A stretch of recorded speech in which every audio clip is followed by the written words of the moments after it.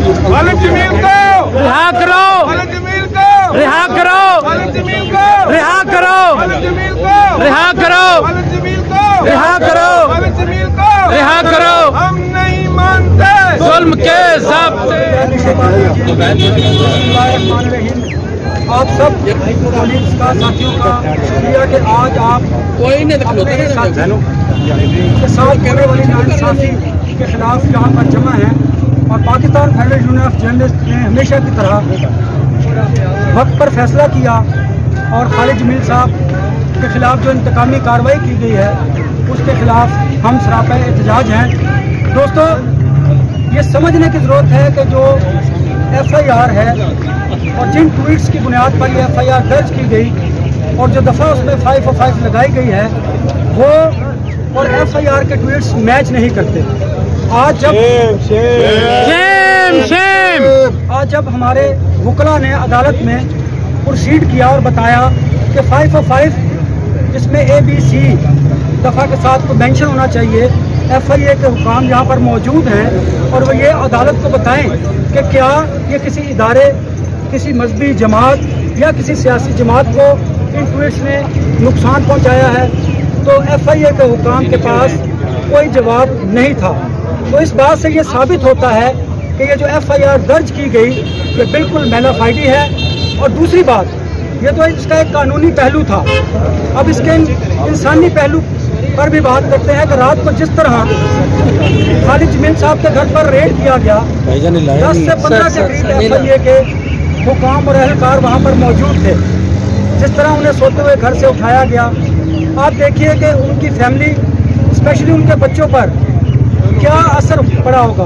क्या जो तस्वीर आपने जारी की उससे उनके बच्चे अपने साथ पढ़ने वाले बच्चों को क्या बताएंगे?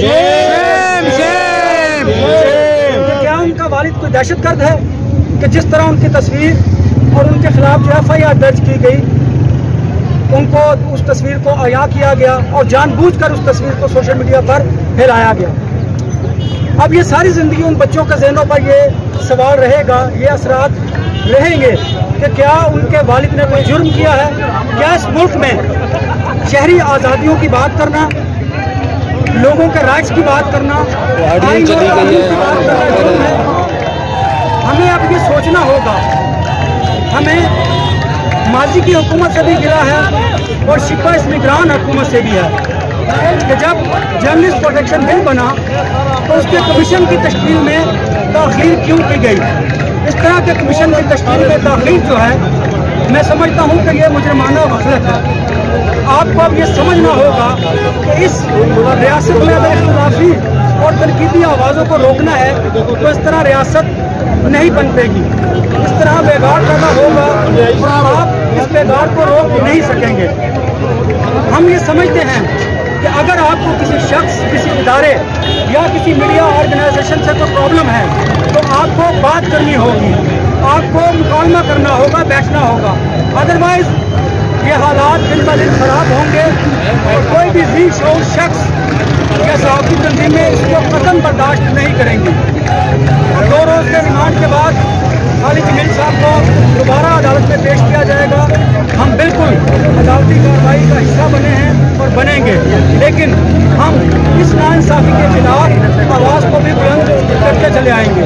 मैं आखिर में आप तमाम साथियों का बेहद मशकूर हूँ कि आज आप खालिद जमील साहब के लिए यहाँ पर मौजूद हैं, क्योंकि ये कोई आखिरी वाक़या नहीं। आज अगर खालिद जमील साहब हैं तो कल हम में से कोई शख्स FIA या पुलिस के गुंडागर्दी का निशाना बनेगा। आपका बहुत शुक्रिया।